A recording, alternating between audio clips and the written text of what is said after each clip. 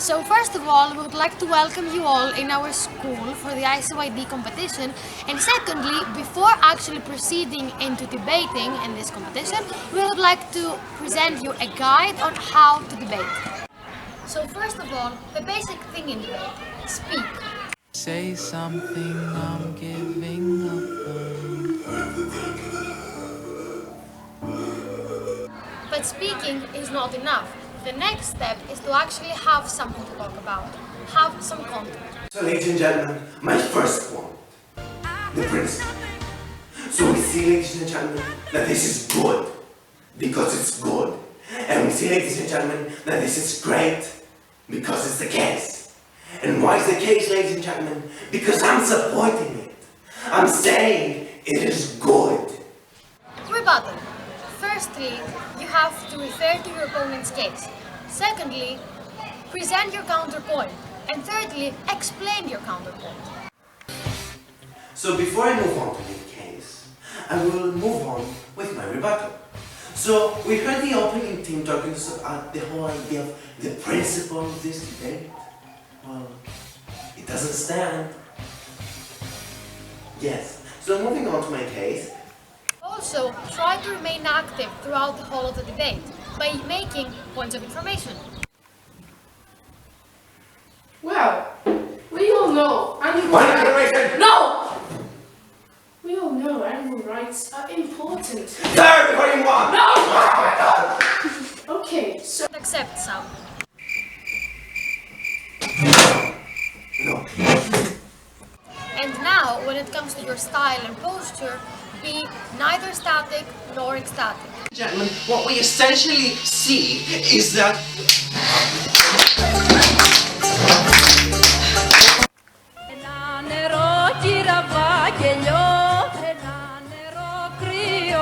Please refrain from Greek traditional dances. As far as the tone of your voice is concerned, be relaxed, but don't sleep.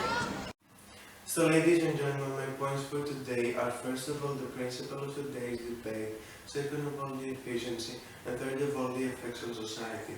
I will be analyzing the first principle of today's debate and the efficiency point, and my opponent will further analyze the effects. So ladies and gentlemen, this country and its people is sufficiently not able to support this measure. Why, ladies and gentlemen? Because what we see is the fact that this country has no more strength, has no financial ability to provide us with such a measure.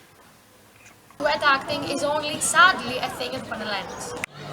Lastly, try to maintain your eye contact with the judge and the audience throughout your speech.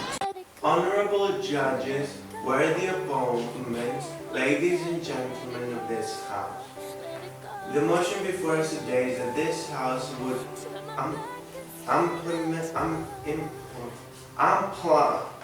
implement this. So now that we've finished with the structural part, let's address certain all-time classic attitudes in debate. First of all, the too anxious one. I'm sure we all know a person who completely freaks out when standing on the podium. Honorable judges, worthy opponents, ladies and gentlemen of this House, the motion before us today is that Don't be overstressed, it's not the end of the world. Don't worry, we've all been there. Secondly, the aggressive one. These people are more likely to punch your face rather than rebut your case. Ladies and gentlemen, we see that the proposition has no sufficient case, so we beg to oppose. Now, the sassy one. They totally dismiss the existence of the other 7 speakers in the debate, literally, and think the world revolves around them.